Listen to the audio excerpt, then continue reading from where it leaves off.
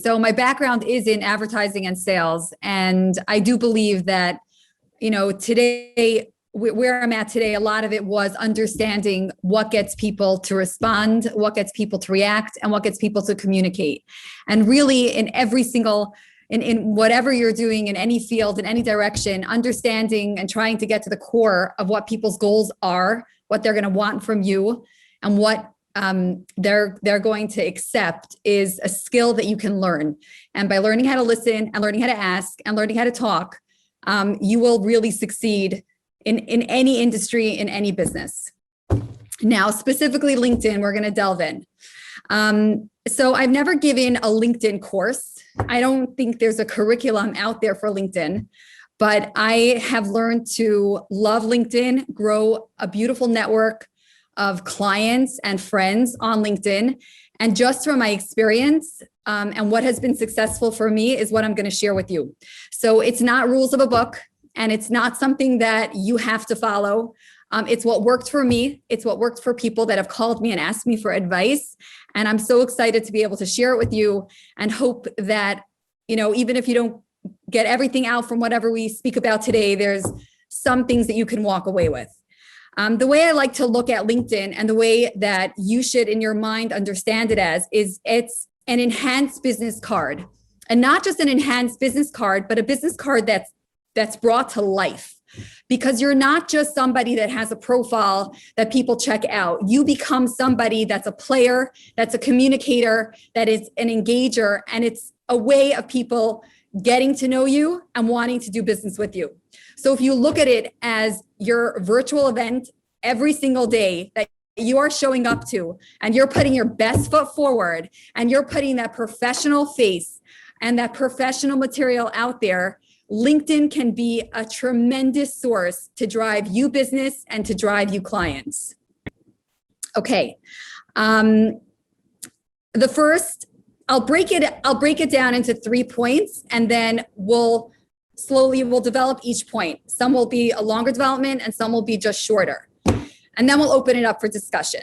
So the first point, which is really elementary, is setting up a profile. Setting up a profile is the most important. Setting up a professional profile is the most important thing you can do, which means a professional picture. One picture says 1,000 words. Let people see the real you in a picture. Let people see whether it's if they want to trust you. That picture should have an element of poise and trust. If you're somebody that's in the creative world, let them see a little personality. But that picture should be a professional headshot, something that reflects you as a person. And of course, it should be done by a professional photographer. Okay. Then there's the description. The description and the bio. The description is exactly what people can understand you do in 1 or 2 clear abbreviated pointers. What you're there to offer, how you can solve their problem, meaning what you provide for them. And then in the description about yourself, you can enhance it a little bit more with a little bit of personality, a little bit more of experience, almost like a resume that has a little bit more juice into it. So I'll give you an example. Somebody that is a professional photographer, right? There's a lot of photographers out there. What is it about you, and what is it about you in photography that makes you different from other people? Do you specialize in food photography, product photography? Something that's a little bit original about you? Are you an excuse procrastinator? Write something that brings out a little bit personality that shows, oh, this is a photographer, sounds like, he's right up my alley. We would probably, do well together. There's someone if you're a real estate broker, writing that what kind of real estate you specialize in. Are you a first-time home buyer specialist? That means, if you're in the industry and you're new, you're looking to buy a home, I'd be the person. Otherwise, you're just in a sea of realtors. What differentiates you from other people in your industry? Try to bring that out in your description. It'll add a little bit of personality to who you are, and it'll key in specifically why people would want to choose you over another person. Something very important, someone posted on LinkedIn that he's asking for a friend. He's trying to help his friend grow his network. What is it? Like, what are the top recommendations that, my network would have, he writes. So he tagged his friend, and I check out his friend's profile, and it was a picture of a plant. That was the guy's profile. And I'm thinking to myself, like, yeah, this guy can't grow his network, even if he's a top lawyer, because I don't connect to plants. Some people think it's like, they want to remain camera shy, or they feel like I love plants, so I'm going to put that as my profile picture. It's not Instagram. You know what I mean? You need to have a professional profile that people feel like I'm connecting to that real person. It's a real thing. So that's pretty basic. Something that's also super important, which is really the next step under profile, setting up that profile, is developing a personal brand. Okay. Putting yourself as a personality that people are going to come to know, right? So what happens is, you get onto LinkedIn, and there are so many people out there, and there are a lot of people that may be in the same industry as you, or wanting to, do the same, run the same kind of business as you. What is going to differentiate you? You are unique. Every person is different. And if you can make sure that everything that you're engaging and you're discussing on LinkedIn is 100% authentic to you, then people will start getting to know you, and you develop a personal brand. My personal brand on LinkedIn is that, and the ones that I find, and the posts that I find do the best, is the ones that really reflect who I am. And that is when I talk passionately about my clients, about my projects, about what I'm involved with, because people expect that from me at this point. They know that whatever I'm involved with, there's that passion, there's that commitment, and it's developing. You become known in your industry for something specific. And then once they decide, and once they realize that they need somebody in that industry, and they get in touch with you, half the sale is done, because they know you at a certain level. They're coming to you at this point that they got to learn who you are. Half the sale of selling yourself, right, and becoming somebody that you want to be wanted, is creating that personal brand. And once you get to that point that you have a certain personal brand in the industry, your 50% of your sale is done. So developing that authenticity, and posting about who you are and what you're passionate about in your line of work and in your daily life, will differentiate you from other people in your field. Now, I'll give you an example. Somebody's selling life insurance, right? So there's probably the most flooded field is life insurance agents. Now, what's going to differentiate one life insurance agent over another? It's somebody that developed a personal brand while selling life insurance. That means he's somebody that I can connect to. I feel like I know him. When I'm in the market for buying life insurance, I am going to reach out to him because he shared his journey. He shared his line of work. He shares what he believes in. He's offering, great business advice or motivation or, life experience, whatever it is. I feel like I've already gotten to know this person. He's somebody that I trust. He's in my network. I've been connecting with him. Half the sale is done. So we know that in any business that you're in, it's all about selling. It's all about sales. It's all about people, wanting to convince people why they should use you. And LinkedIn is such a phenomenal tool to really sell yourself in such an unselly way, by just sharing your authenticity and just sharing your passion in your business and whatever it is that you're doing. And that's really going to get people to be attracted to you and want to network with you and want to connect with you and want to engage with you. Just another pointer that also when you're not authentic and you just repost other people's posts, or you just, take quotes from other people and just, plagiarize it, it won't stick, because at a certain point, it's exhausting to not be yourself. So at a certain point, you're just going to stop and say, this is too hard, because being not myself is too exhausting. So the more that we work on on making sure that you're committed to who you are, and whatever you post about is what you truly come across and you truly believe in, will really develop you into something that's going to stand out in your industry. Okay, now the next big thing we'll talk about is engagement. And after you set up your profile and after you decide on, what kind of personal brand I want to bring out here and how I want people to know me as, then we start engaging. Now, whatever it is, however you're engaging, whether you're posting, which we'll talk about soon on how to develop a post a little better, but whether you're posting or you're engaging, the one thing that you should really keep in mind is that I am here to network. Okay, LinkedIn is one huge, massive sea of networking. So the more I engage and the more I communicate on other people's posts, and the more I reach out to people and I ask them, about their business and what I can do to help them and how we can be part of the same circle or how we can refer business to each other, the more you're going to grow your network. You want to look out for people who will either benefit from you, that you will benefit from them, and people that you can actually learn from, in an industry that's similar to yours, almost as like a role model. Follow people that are successful, that you see being very active on LinkedIn, and engage in their work. And that way you really get to learn and pick up and follow and connect with people that are commenting and engaging on these particular individuals' posts. Okay, now, another point that's important I want to bring up is LinkedIn versus Instagram. I think for women especially, most women are way more comfortable on Instagram than on LinkedIn. There's just such a huge difference because Instagram is very much an in the moment kind of networking, of a social platform. It's social first. It's my morning coffee. It's my afternoon lunch. It's my walk in the park. It's very, very social based. LinkedIn, you always have to think business first, then social. And on Instagram, it's the opposite. It's social first and then social.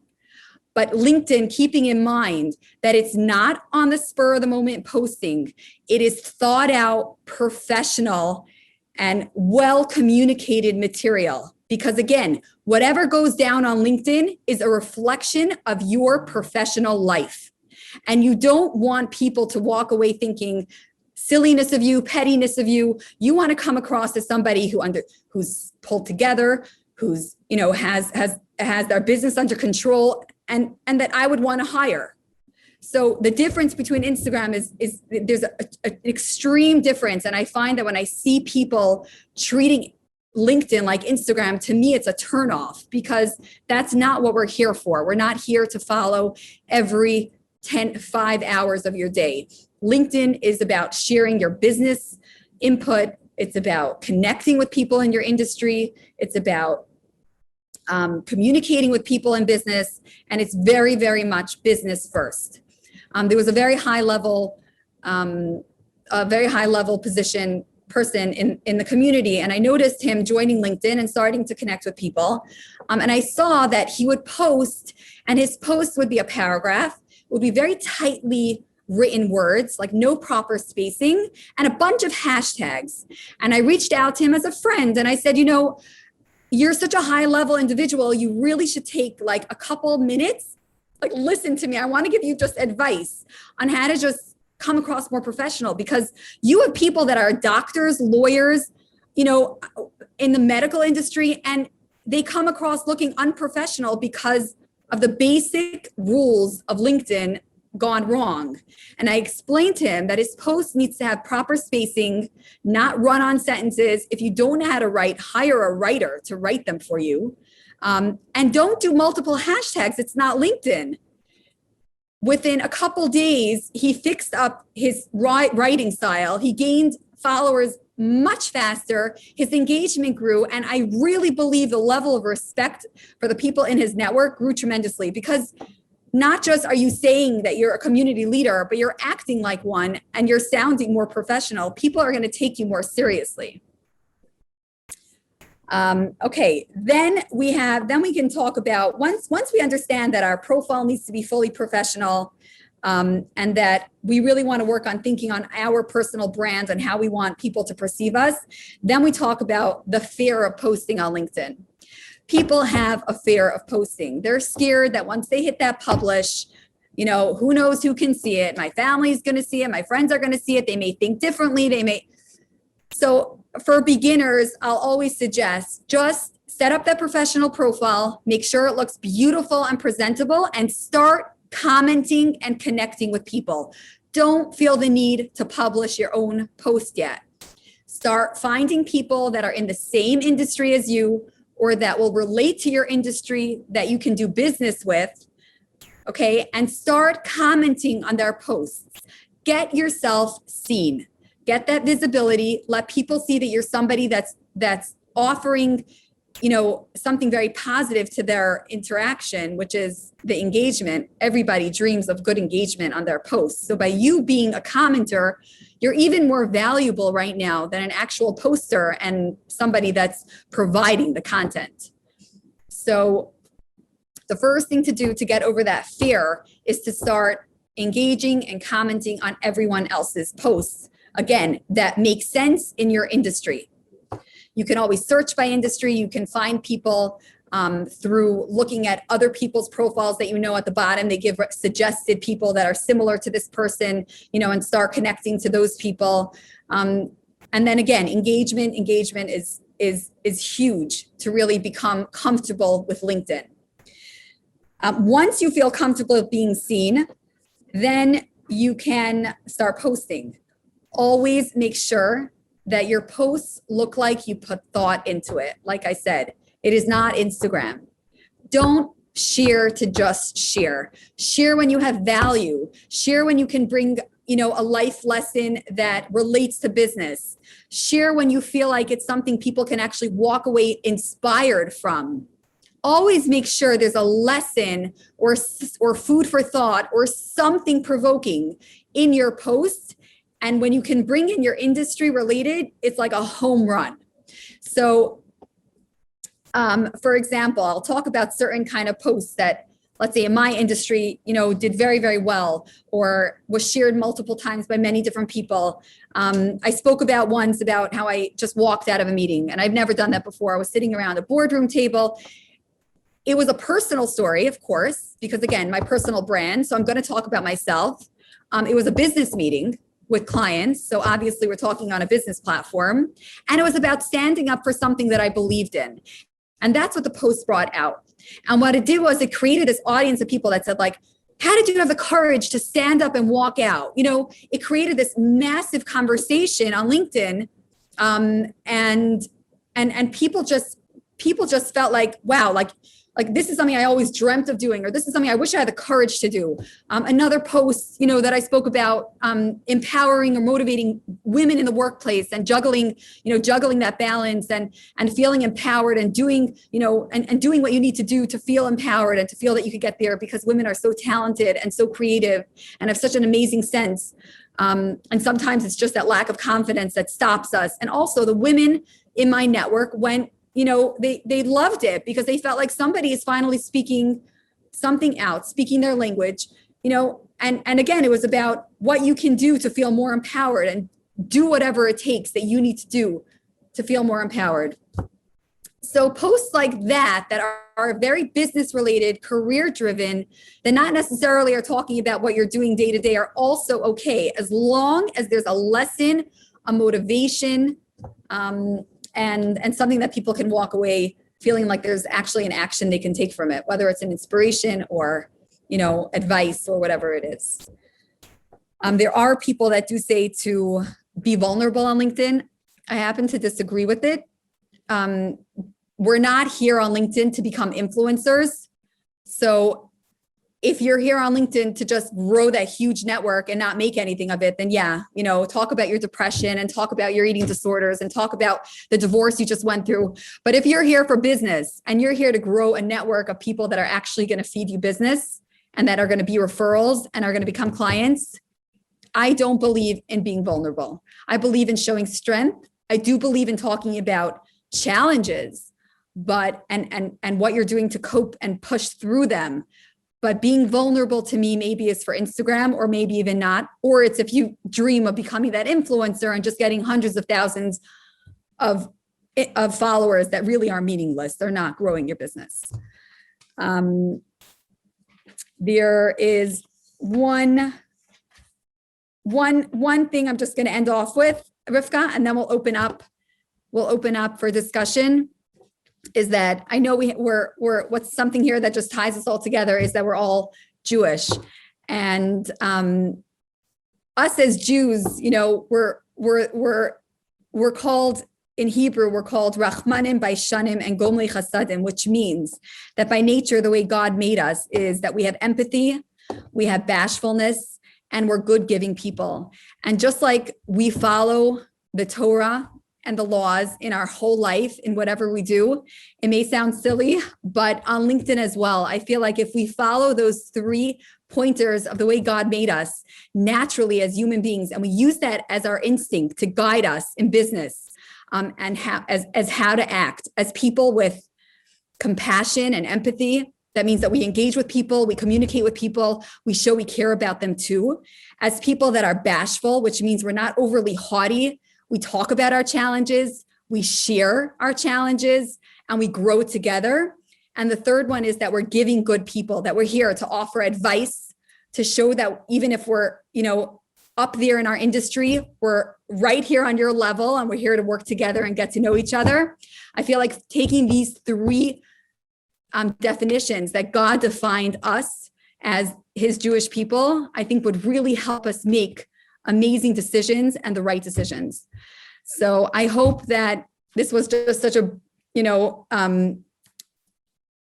what do they call them? These, just like a quick recap of what has helped me in LinkedIn get to where I am and really grow a beautiful clientele and make an impact in people's lives.